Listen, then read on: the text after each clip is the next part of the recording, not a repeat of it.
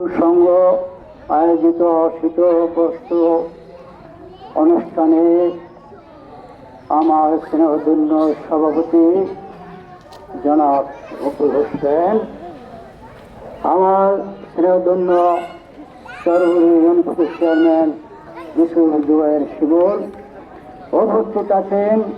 আমরা প্রতিটি সবাই যাকে দেখছি না, যারা বলে আমাদের সভাটা পরিপূর্ণ হতো না, সেই স্মরণীয় ব্যক্তি হাজরুল হালদার বাড়ি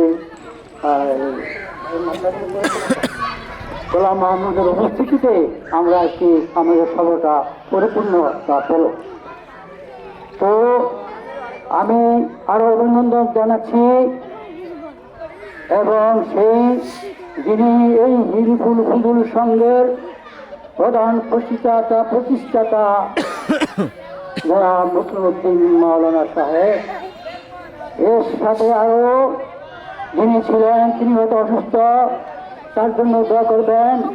যিনি আজকে প্রধান উপদেষ্টা নাই, তার স্থলাভিষিক্ত হয়েছেন আজকের উপদেষ্টা যারা মুকুল হোসেন সিপাহী, তিনি অসুস্থ, তার জন্য আমরা দোয়া করবেন, আল্লাহ যেন ওনাকে সুস্থ করে রাখেন। এর সাথে সাথে আমি কামনা করছি এই হিলফুল ফুজুল সংগঠনের যারা যে ছেলেগুলি যখন আমি ভাবি সারা রাত্র মাছ ধরে, দুদিন পরে এসে দেখি হিলফুল ফুজুল তারা চাঁদা দেয়। কি চাঁদা দেয়? এই দেশবাসী যারা দেখা যায় বহু সংস্কৃত আজ অনেক আছে, কনকনে রাস্তাঘাটে ঘুমাচ্ছে, তাদের বস্ত্র নয় স্মৃতি বাড়ানোর জন্য। আর আমি আশ্চর্য হয়ে যাই, যারা শিক্ষক এবং কিছু ব্যক্তি যারা তাদের শ্রমের একটা পয়সা এখানে দান করেন সহযোগিতার জন্য, আত্মীয় মানুষের সবার জন্য, যাদের ঘর নয় তাদের ঘর দেওয়ার জন্য, যারা অসুস্থ চিকিৎসার কোনো ব্যবস্থা নাই তাদের চিকিৎসা করার জন্য অকাতরে তারা চেষ্টা করে যাচ্ছে।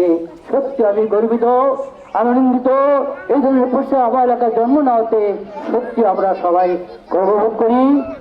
এবং এর সাথে আমি বলতে চাই, আপনারা সক্রিয় হয়েছেন, অনেক কষ্ট ক্লেশ করেছেন, নিজেদের অর্থ দিয়েছেন। এই প্রতিষ্ঠানটি যে একটু শীঘ্র যে দ্রুত উন্নয়নের পথে হয়েছে, আমি সত্যি ধন্যবাদ জানাই। কিন্তু এটা আপনারা ভেবে আনন্দিত হবেন না যে আমরা অনেক করে ফেলেছি, অনেক কিছু করার আছে, আপনার অনেক আরো কষ্টের দরকার আছে, শ্রমের দরকার আছে।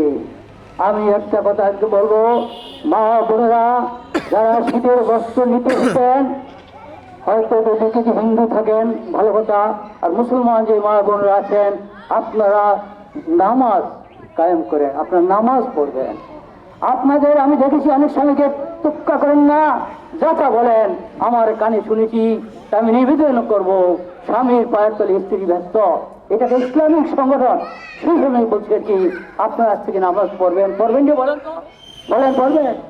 আমি খুশি হলাম এবং আশা করি রব্বুল আলামিন যেন আপনাদের এটা কবুল করেন। আর কি পরিশেষে আমি এই সংগঠনে যারা অক্লান্ত পরিশ্রম করেছেন, শ্রম দিয়েছেন, যারা আয়োজন করেছেন, যারা আমাদেরকে দাওয়াত দিয়েছেন, তাদের আমি সব থেকে অভিনন্দন জানাচ্ছি।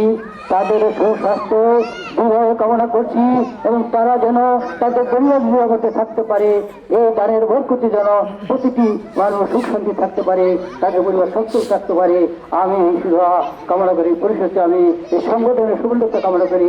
আমি আমার সংক্ষিপ্ত বক্তব্য শেষ করছি। আসসালামু আলাইকুম ওয়া রাহমাতুল্লাহি ওয়া বারাকাতুহু।